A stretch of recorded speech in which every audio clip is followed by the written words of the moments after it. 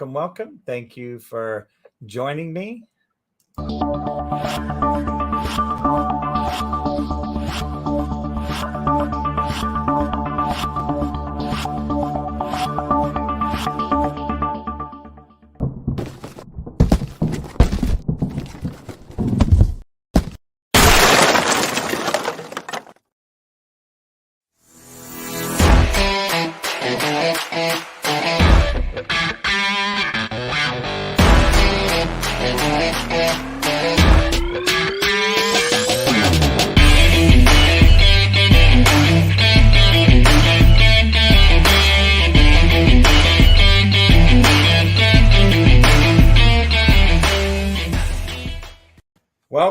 Welcome, everybody. Thank you for being here today. I am Coach Les, and this is Les's More Coaching Podcast videocast. And today we are going to be discussing the 10 critical laws of relationship by Dr. Rob D. Thompson. And yesterday we talked about the law of agreement. And I'll just do a quick review because I think it was an absolutely phenomenal conversation. I'm so excited to have gotten this book, and it's a blessing that I have to say thank you to my wife, my miracle wife, Kristen, because she got this book and plopped it onto my breakfast table one morning, and I was like, oh, this is perfect. Exactly what's wanted and needed. And so the first was the law of agreement. It is impossible to walk through life with another unless the celebration of common values is present. And recapping the first chapter, these are the 6 non-negotiable attributes of any fulfilling relationship. First, and you'll see why I enjoyed this, personal integrity. 2, a giving attitude. 3, an unswerving commitment to truth. 4, a long-term perspective and commitment. 5, a passionate pursuit of distinction. 6, a kingdom mentality. These are the governing characteristics of every successful relationship. Lacking any one of these will constitute a crack in the foundation of our relationships. Refuse to walk intimately with anyone who does not possess the 6 attributes listed above. If you cannot find anyone around you, patiently cultivate these traits within yourself, and soon you will attract the right people into your life. And the law of agreement has a 1-page that I'm going to be putting together a page of each of these laws so that it'll be available in a PDF form. It says, you will become like those with whom you associate. And many of us have heard the old adage, you are the sum of the 5 people you surround yourself with. So you can see these are very common laws. The quality of your life is greatly dependent upon those you call friend. Our closest allies must always prize integrity above relationship.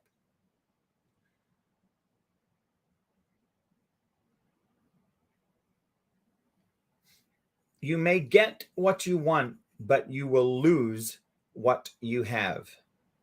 Always be cautious of someone who wants from you what he himself or herself is unwilling to give. To walk through life according to principle often means you must walk alone. Whatever you make happen for others, God will make happen for you. The level of commitment to truth determines the level of intimacy that 2 can enjoy in any relationship. Your associations will determine your assimilations.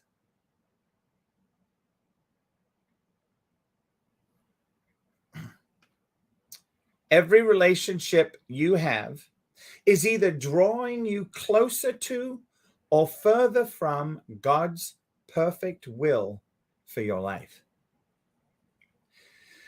I never make the pleasurable people of my present pay for the painful people of my past. The kind of requirements you place upon others reveals the kind of person that you are yourself. Watch what a person does and stop just listening to what a person says. I will experience my greatest moments and fulfill the destiny to which I've been called only as I remain faithful to divinely ordained relationships. So that was yesterday's podcast. And today I am excited to get into the law of access. And I just want to say hello to a few people. Corinda Mali, hello there. I see you're on LinkedIn. Thank you for joining in. Sujata, Petalin, and Joey on stage on Clubhouse. Hello. David, and No Face, No Case, Friday, and Dr. Denise Little. Hello. Thank you for being there. Thank you for listening. Feel free at any time to come up on stage. The people that are on stage currently can also invite you up and bring you on stage if you so wish to be on stage. Thank you so much for being here.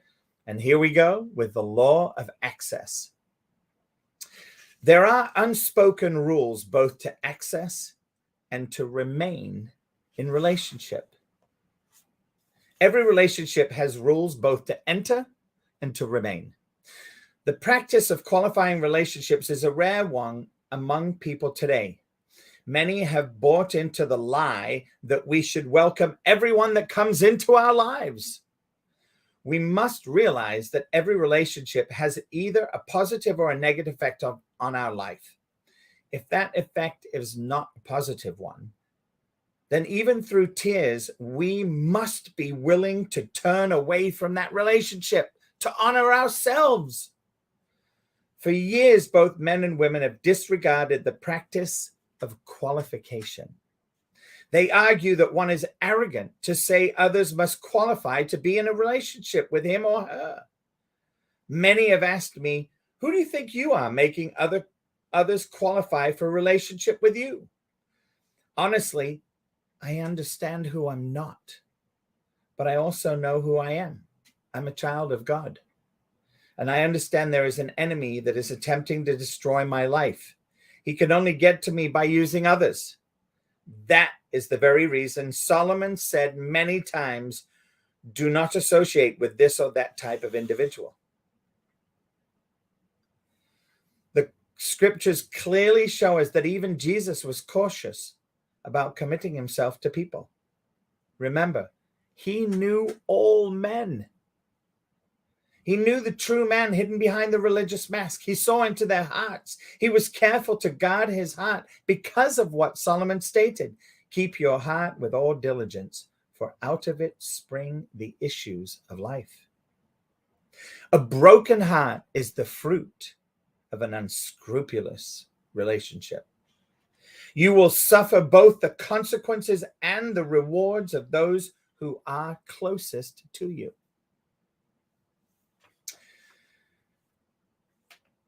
At this very moment, there are three types of individuals in your life.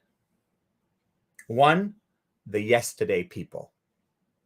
Those from your past who continually try to drag you into your past. Number two, the today people. Those who are willing to accept you in the state where they first met you and have some role to play in helping you fulfill your present assignment. And then, number three, I'm sure you can guess, the future bearers, the tomorrow people. Those who are undeniably tied to helping you enter your future. They have been where you want to go. They are the only ones who can take you into a better tomorrow. Other terms given to these types of individuals are coach, mentor, father, pastor, and teacher. Very few individuals ever access future bearers because, quite frankly, the qualifications are very high.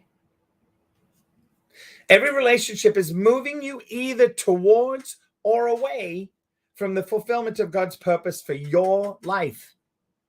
You must choose each relationship wisely and refuse to compromise the set of standards that govern your life. These standards will determine the types of individuals you attract. Future bearers in your relationships are tomorrow people, and tomorrow people are necessary if you're ever going to fulfill God's will for your life. These are the individuals you must sit under and learn from.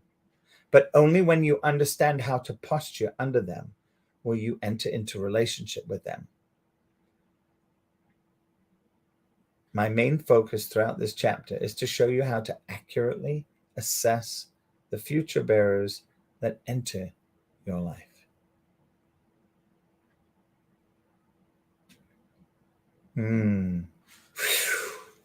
Then protocol. Protocol is a term given to the rules that govern how to enter and how to remain in any relationship. Now, for those of you that know me, you also know that I have a perfect partner wish list. And I've had that perfect partner wish list since somewhere around 1988. And it hasn't changed much since then. And I have an amazing miracle wife, Kristen, who fulfills everything on that list. She is even though she may not drink, she smells the wine that I love so much. And to me, that's a fair trade. And as she stated once to me, she said, look, I'll be the sober cab between us, because she's been sober for 6 years. And to me, I love that. I love the fact that we are our list for each other, and we continue to grow. Another piece of protocol is never allow the invitation of intimacy to be destroyed by the contempt of familiarity. In other words, never take a relationship for granted, because in doing so, you allow a very important relationship to become too familiar. People often joke about me. I have high patience. Hi, Donna. I happen to have a dating coach still, even though I'm married. And that dating coach makes sure to check in with me, not like he used to once a week, now once a month, maybe once every other month, to see how are you doing? Are you still dating that lovely bride of yours? And that is my goal. I know that that is what I stopped doing on my first wife, is I stopped dating my first wife. And that is why we fell apart.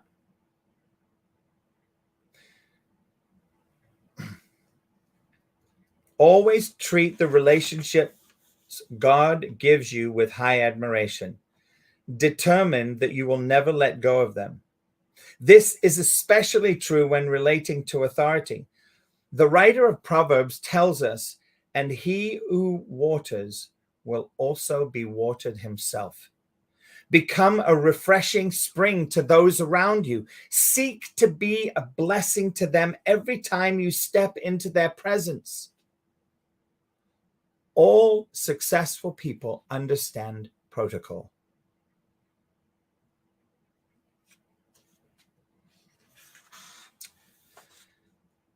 Knowing the right protocol will open doors for you. It will take you further than your personality or talent ever could. To be successful in building valuable relationships, you must be mindful of the underlying codes of behavior, the rules that gain you entrance into an individual's life. And keep in mind that although posturing correctly will grant you access, only by becoming what another needs will you remain.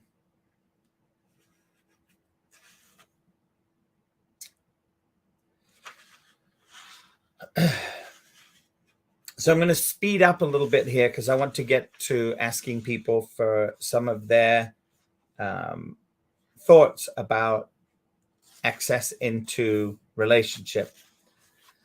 And as we look at this, we'll start to see in the next part here, the discerning the correct posture. Only when I have properly postured myself am I able to truly give or receive in relationship. See, if we don't know where we are, how can we expect somebody that we're getting into a relationship to know where we are? Even if a person is my peer and equal, I choose to assume the role of a servant. Rather than serving them in the same way I serve those above me, I serve them with my love, support, encouragement, openness, and fellowship. And I just love that. I think that's, I'm going to say that one more time. Even if a person is my peer and equal, I choose to assume the role of a servant. And rather than serving them in the same way I serve those above me, I serve them with my love, support, encouragement, openness, and fellowship. So now I'd like for everybody that's here to take a look at their relationships and examine your relationships in light of the following questions. And as you listen to these questions, choose somebody, because there's a lot of questions. Choose somebody to ask these questions about. Answering these questions will help you to discern your proper role in every relationship. Posture yourself correctly, and you will set the stage for future success in all that you do. So let's pick a relationship and let's examine it in the light of these questions. Who initiated the relationship? For what purpose was the relationship established? What is expected of me in this relationship? What am I being asked to do? Am I pursuing access and favor from someone? Or am I being asked to grant access and favor to someone? Am I a son, a father, or a brother, sister, peer in this relationship? What is it I hope to impart into this relationship?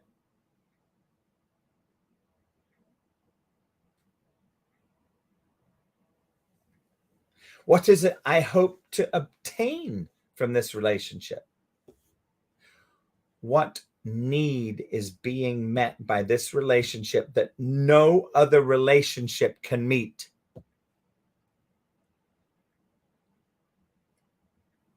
Would I consider this a necessary relationship in my life or an optional one? What would my future look like without this person in my life? Would the other person consider my presence necessary or optional?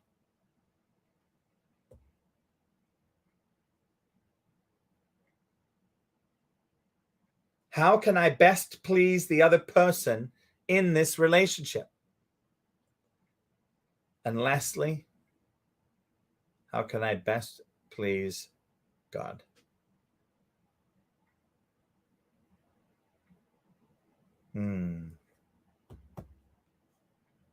All right. So I'd love to hear from those, from a couple of you that are on the stage here.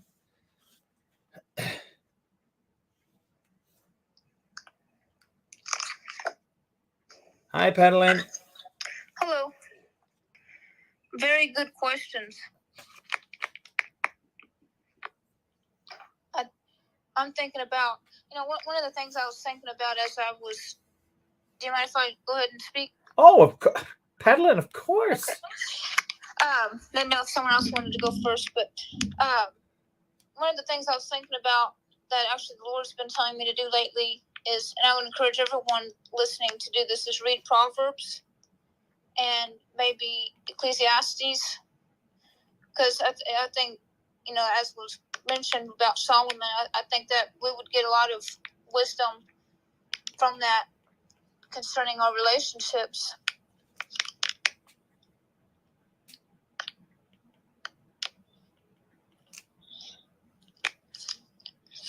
I love it. Yes, definitely. Yep. Anything else? No, but I plan on writing those questions down though and taking a good look at them, because those are some really good questions. And they'll be part of the PDF as well. It'll be a PDF? Yep. Cool. So it's going to take me a moment, maybe after the weekend, but I will have those in PDF form for everybody. Cool. All right. Joey, did you want to jump in? Yeah. What a great topic, Coach. And as I'm driving and trying to navigate my way through, I'm thinking I should be sitting at my desk for this conversation. It's a fairly weighty conversation. I'll start, and I kind of got lost after the second and third question, because as I was contemplating the answers, I was giving a lot of thought to it. So, I went with my wife, right? Who was the relationship? You said pick a relationship. So I said my wife, and then I think you said who pursued who first. We met when we were 18. I was in college. She was 18 as well, and I think there was a mutual pursuit there. I actually have a funny story that I'll share for another time. I'll share with you another time on how we actually met. It was a mistaken identity, but I'll go on from there. But then you started, the questions like, what do we bring, and what do we, and feel free to refresh my memory on some of the questions. What do we bring, and what do we offer, and what do we hope to, I guess, impart in that relationship, and can that person live without us? Are we just an option? Some really deep questions, Coach.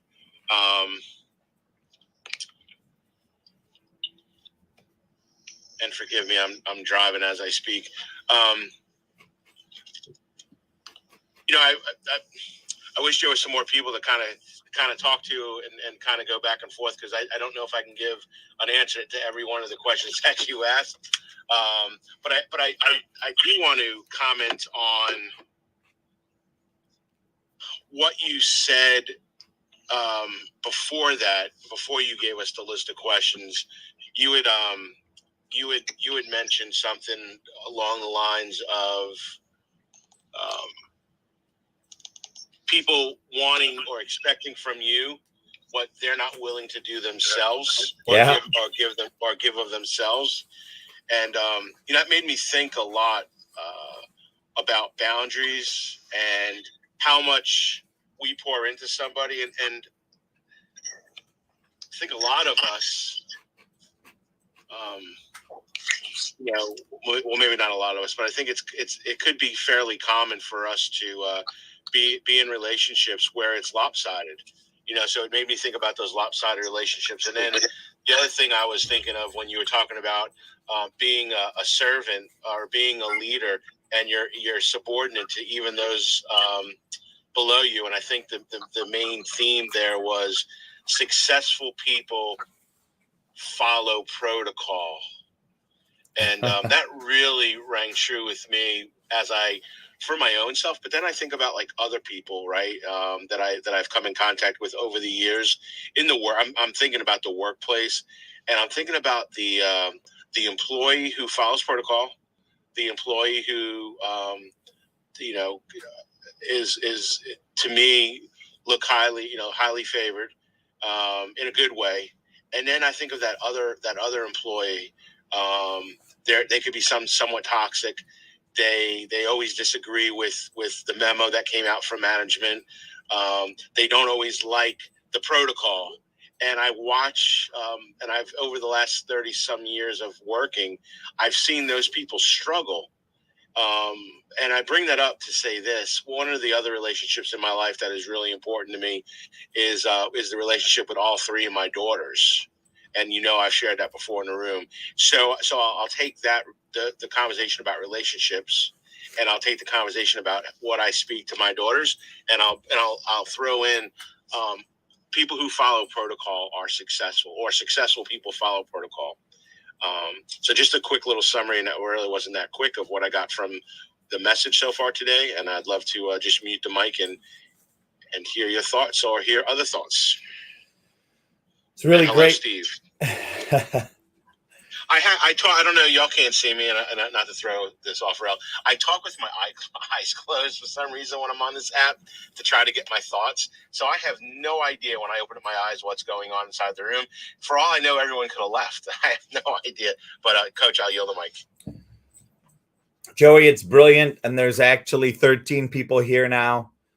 And everybody has been. Oh, there's Catherine. Come on up, Catherine, and Tina, and Kulwinder, Samra. Nice to meet you, and Donna and David, and down in the listening audience, we have Aziz. Welcome, Aziz. Thank you for being here, and once again, Dr. Denise Little. Thank you for following us and listening in. And currently, we are reading a book called The 10 Critical Laws of Relationship by Dr. Rob D. Thompson. Yesterday, we spoke about the law of agreement, and today we're talking about the law of access. And we were just answering some questions about relationships based in the light of the following questions. And there's about 10 questions. And I'm just going to read them again so that they're present. We don't have to have an answer for every question. The idea is that we, just to spark some conversation, to see which questions may resonate with you, and some that you wish to communicate about. So just to bring everybody up to speed, here they are. And it says, take some time and examine your relationships in light of the following questions. Who initiated the relationship that we're discussing, that you're thinking about? For what purpose was it established? What is expected of me in this relationship? What am I being asked to do? Am I pursuing access and favor from someone?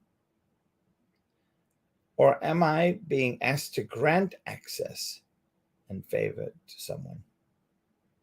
Am I a son, a father, or a brother, sister, peer in this relationship? What is it I hope to impart into this relationship? What is it I hope to obtain from this relationship?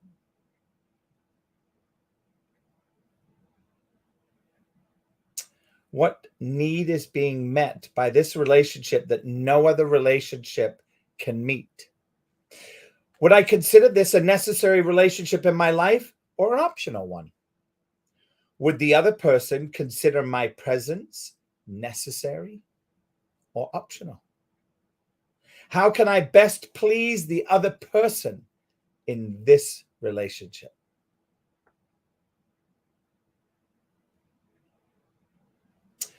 Answering these questions will help you to discern your proper role in every relationship. Posture yourself correctly, and you will set the stage for future success in all that you do.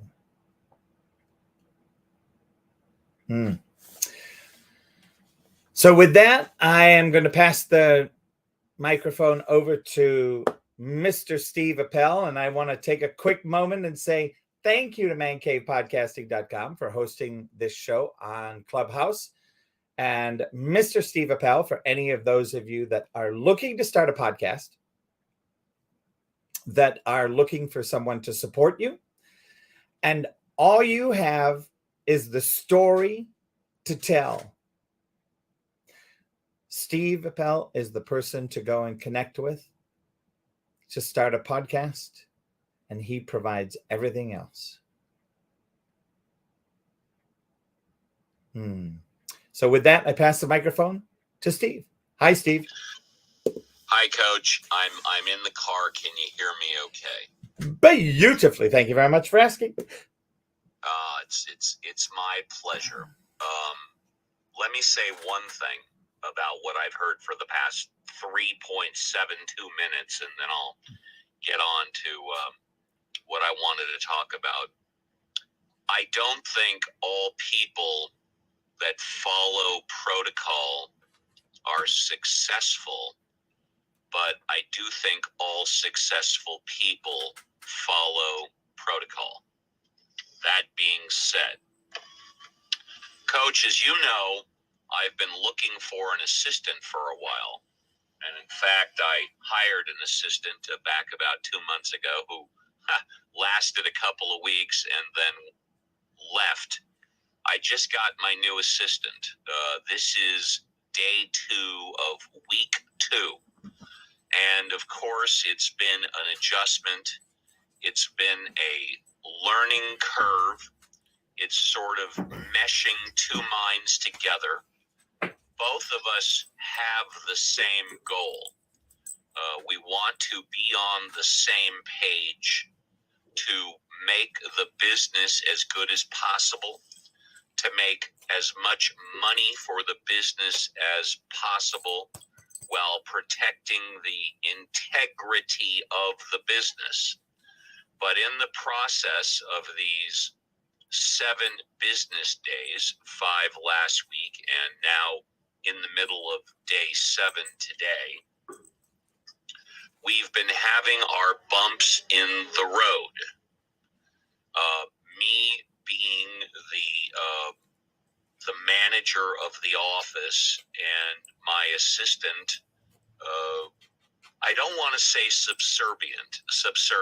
It has such a pejorative term to it, but being under my wing, so to speak. In that time,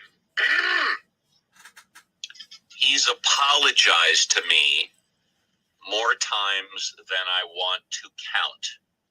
And I tell him that, you know, I appreciate the apology, but it's not necessary. It's a learning curve.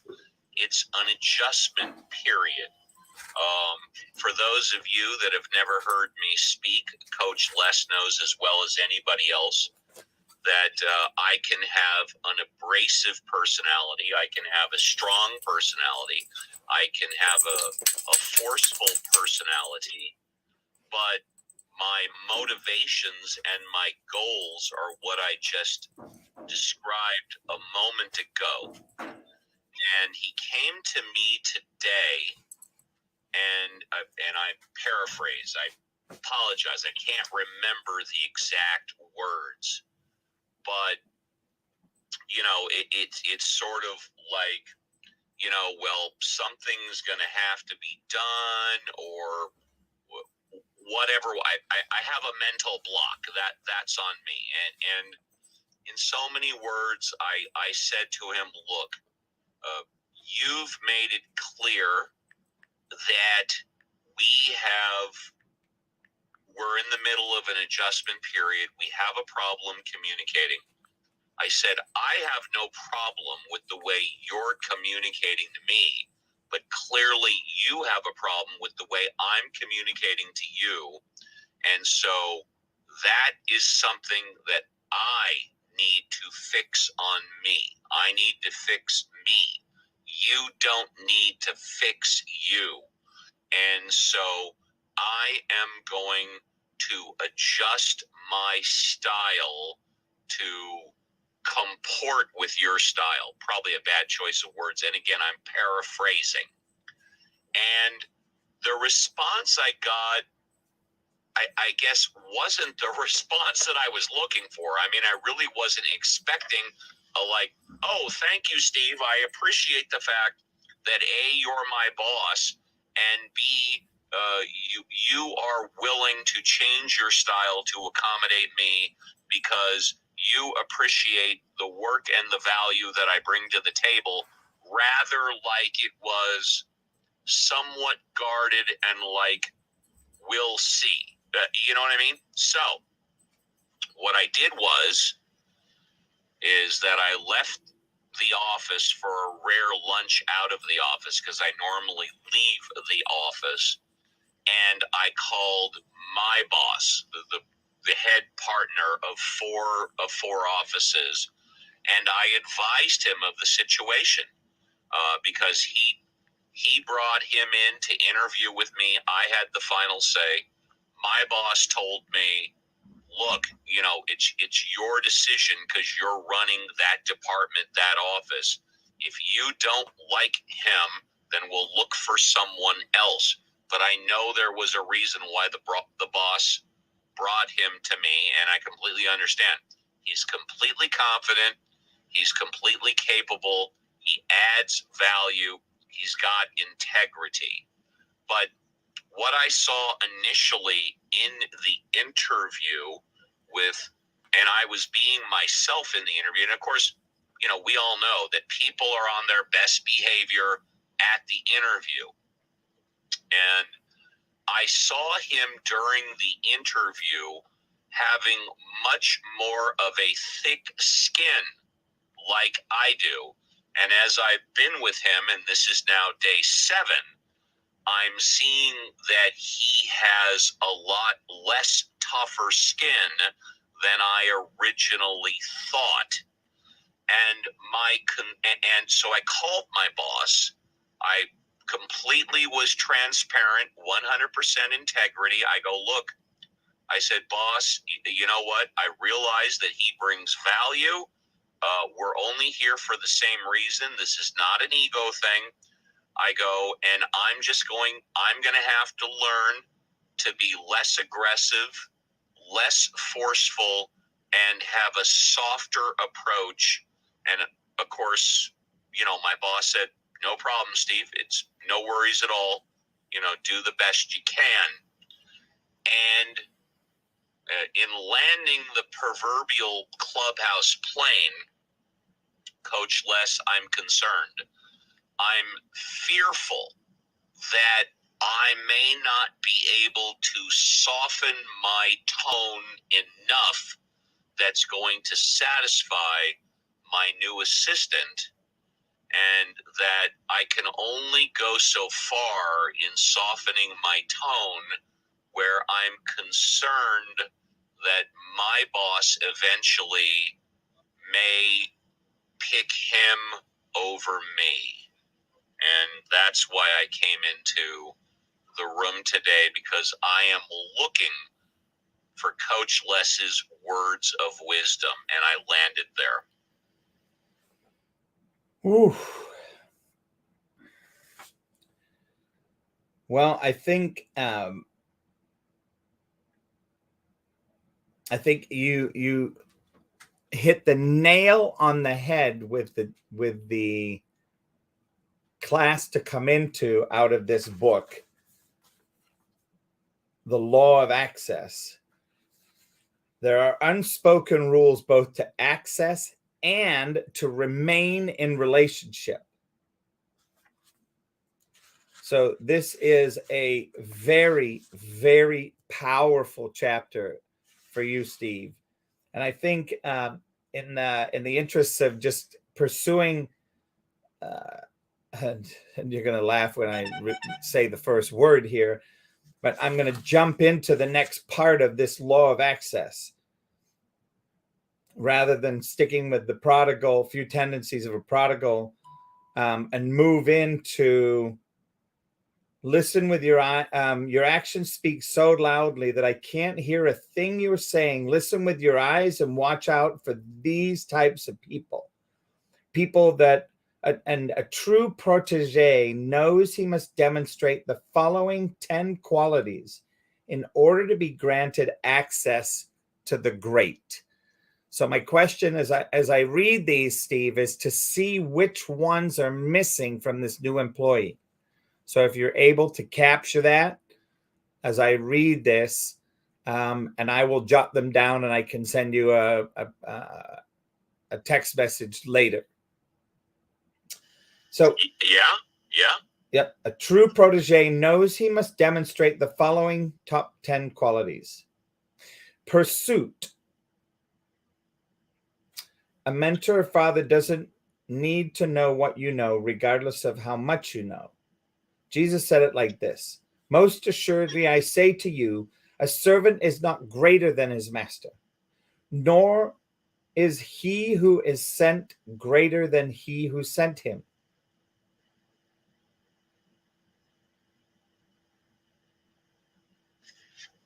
A prodigal wants the mentor to pursue him. A protege makes it his aim to pursue his mentor. So that's pursuit. The second is respect. Respect is a magnet. It will instantly draw towards you the object of your respect. It's magnetic. It will attract people, while disrespect will repel them. A prodigal respects with his words, but not with his heart. A protege lets his actions be the spokesman of his heart. Honor. Honor is the gate through which all godly relationships enter.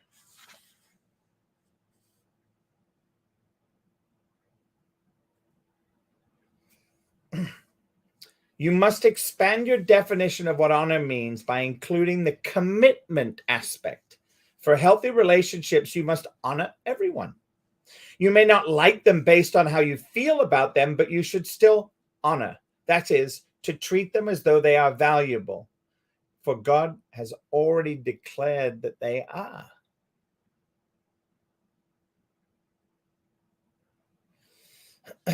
And the next one is attitude. Put simply, relationships just work better when you are happy. Joy must be the attitude of choice long before you know the outcome of your circumstances. Your attitude in life will determine your altitude in life.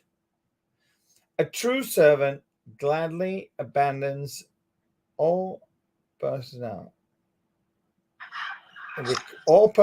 with pleasure in order to become a tool in the hand of the one he serves. A prodigal is interested in the details of his own life. A protege is interested in the details of another. Immediate attention to detail gets the immediate attention of the one whom you seek to please. So that's number 5. That's attention. Number 6, a gift, your seed and skill. A prodigal wants to exploit the mentor's gifts and skills to become great. A protege wants to develop his gifts and skills to the end that his mentor would be great. Obedience is number 7. A prodigal wants the mentor to embrace and approve the decisions that he has made. A protege wants to make the decisions that are recommended by the mentor. Moving from there, the desire to please. People always gravitate toward the person who's trying to please them. A prodigal concentrates on surpassing the mentor, while a protege concentrates on pleasing his mentor. The greatest power gratitude possesses is its inability to remain hidden. Number 9, we have 2 left. Number 9 is a desire to give. A prodigal asks, what can I get out of this relationship? A protege proceeds from, what can I put into this relationship? To what is my mentor getting out of that relationship with me? What you make happen for someone else, God will make happen for you. Now, number 10, the last one, value. One of the most important things about building excellent relationships is realizing that other people are valuable. My focus should not be on how valuable I consider myself to be and how I expect everyone else to appreciate my value. The principle of value tells me that I need to value others. I need to value their place of origin.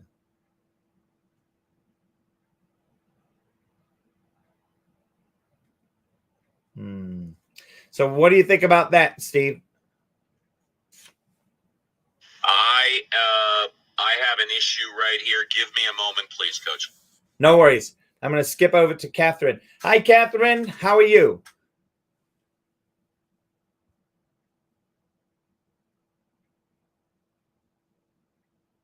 Hi, Coach. How's everyone doing? Better than phenomenal. The law of access is absolutely marvelous. I love it. You're in your lane. You're in your lane, Coach. That's awesome. Awesome. Awesome.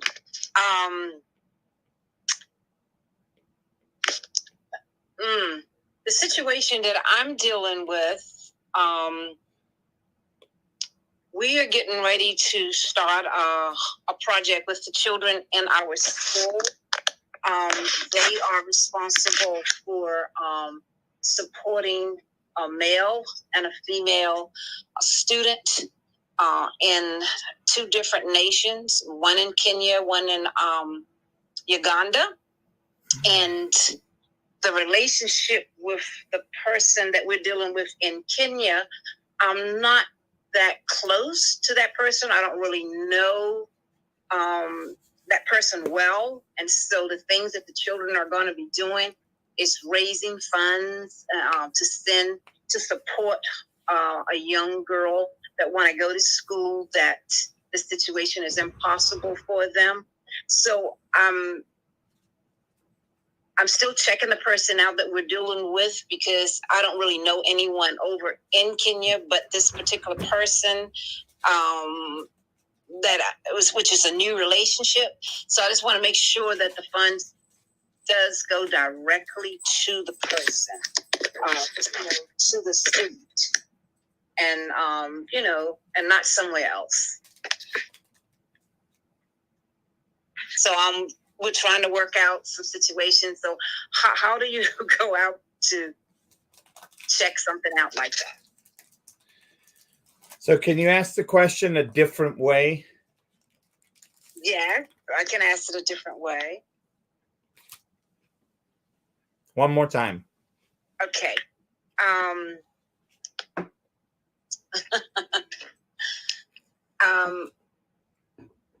The question that I would like to ask is,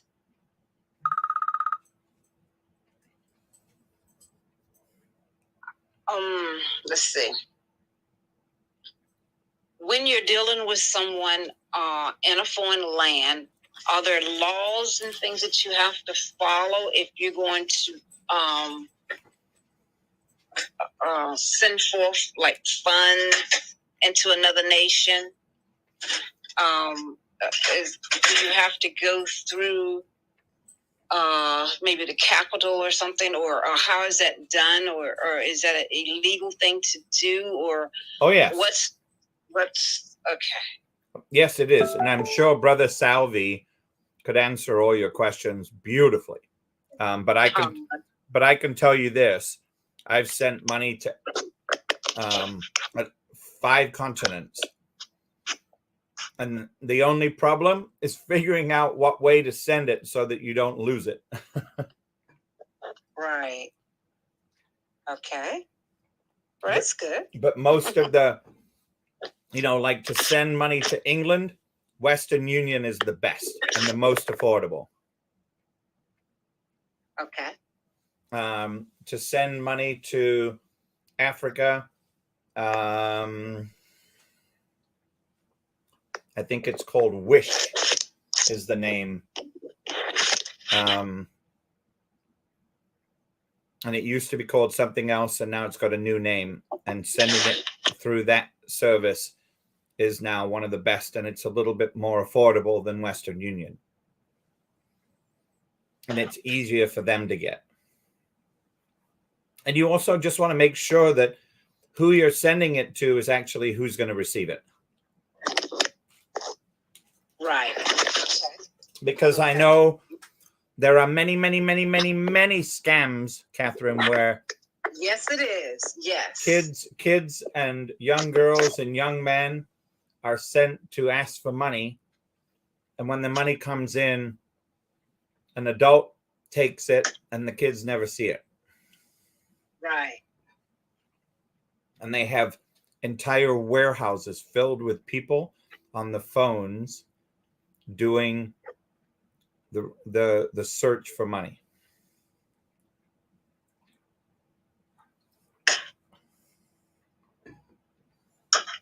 Okay.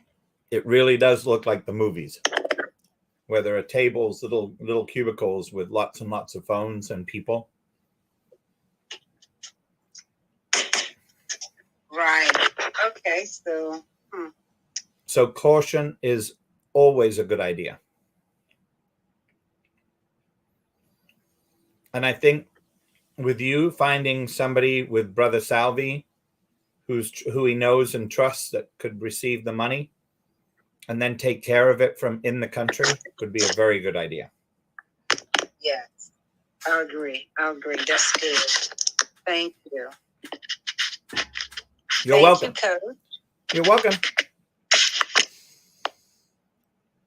Hi, Sister Jeanette.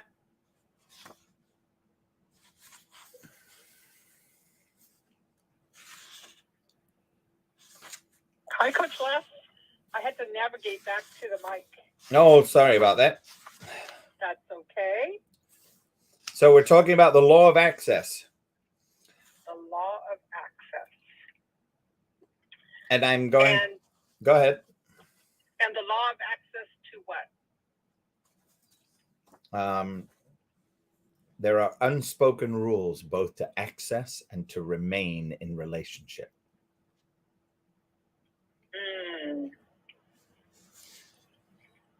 Unspoken. Well, that's why you deal with communication, Coach. Amen. Amen. Because of these invisible lines that people have to navigate through to determine where they stand in a relationship, how to communicate. That's why you're important. Definitely. Yep, this is and this is one of the for me, this is the reason on this podcast on Monday and Tuesday, I am distinguishing the 10 critical laws of relationship. Yesterday we did the law of agreement, and today we're doing the law of access. Yeah, so relationships, they don't have to be complicated. I tend to gravitate more toward people that are direct and to the point because there's nothing hidden. Everything is always discussed or brought forward. The only time things are missed are when things are rushed because people get busy. So they're rushed. Oh, yeah, I guess I should have explained it more in detail. But otherwise, yes, many people have different forms of access. I call it transactions.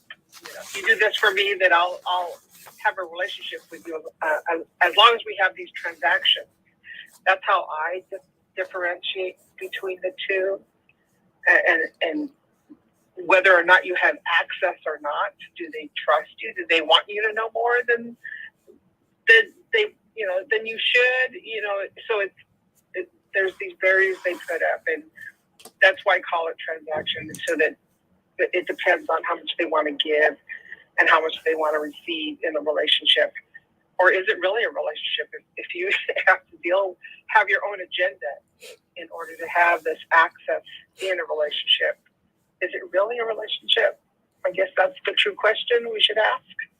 But communication is very important. So you know these things. Having a coach is important so that you can identify and you can ask the right questions, put them in the questions so that you know where you stand. Thank you for asking, Coach. You are welcome.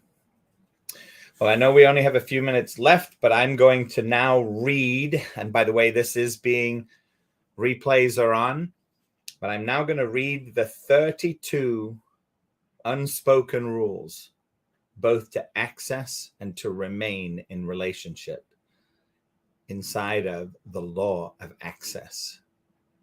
So you'll be able to review these and take notes. And I'm in the process of creating a PDF of all the laws. A broken heart is the fruit of an unscrupulous relationship. You will suffer both the consequences and the rewards of those who are closest to you. Protocol is a term given to the rules that govern how to enter and how to remain in any relationship. Never allow the invitation of intimacy to be destroyed by the contempt of familiarity. Only when I have properly postured myself am I able to truly give or receive in relationship. Future access will always be granted the moment you choose to bring pleasure to those who are important to life. Every relationship feeds a strength or a weakness within you. A prodigal wants the mentor to pursue him. A protege makes it his aim to pursue his mentor.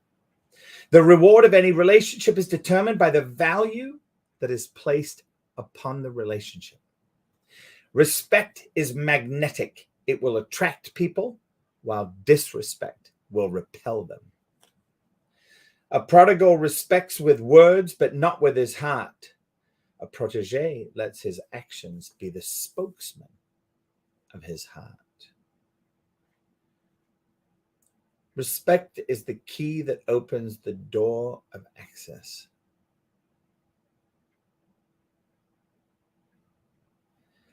Don't relate to people through God, but relate to God through people.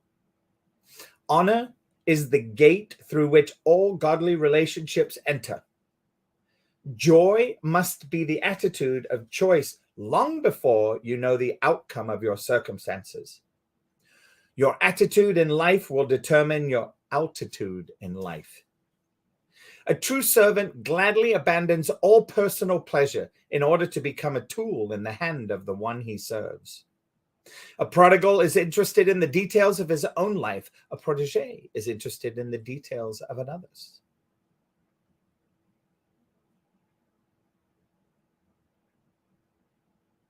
Immediate attention to detail gets the immediate attention of the one whom you seek to please.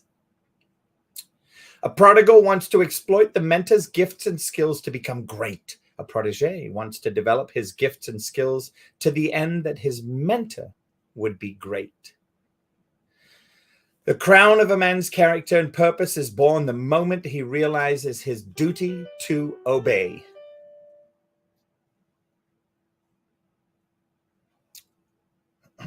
A prodigal wants the mentor to embrace and approve the decisions that he has made. A protege wants to make the decisions that are recommended by the mentor.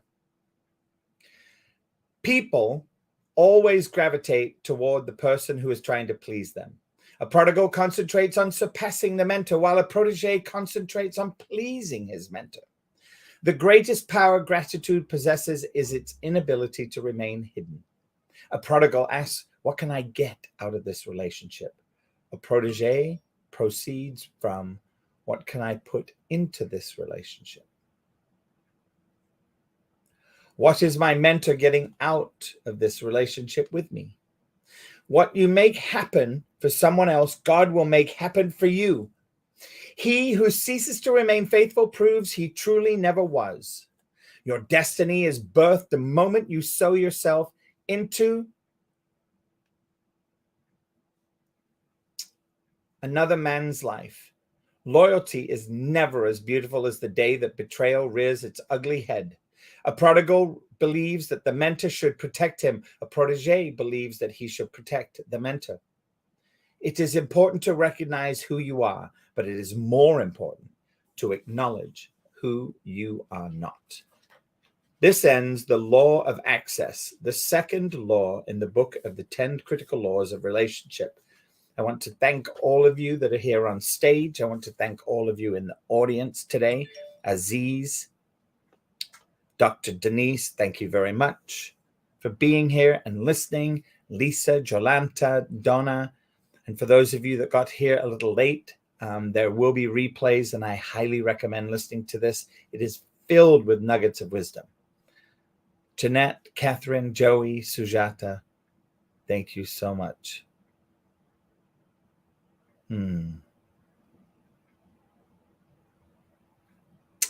I want to thank each of you, Jeanette, Catherine, Joey, and Sujata, from the bottom of my heart. I want to thank you for being on the stage, being here, and I look forward to seeing you again. We will be here with the mancavepodcasting.com next Monday at 3 o'clock Central Standard Time to continue discussing the 10 critical laws of relationship. I welcome you to come back. I look forward to seeing and speaking with you again. And this room, as many will say, will self-destruct in 5, 4, 3, 2, 1.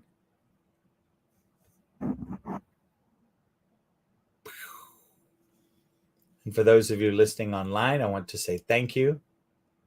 Have a great afternoon.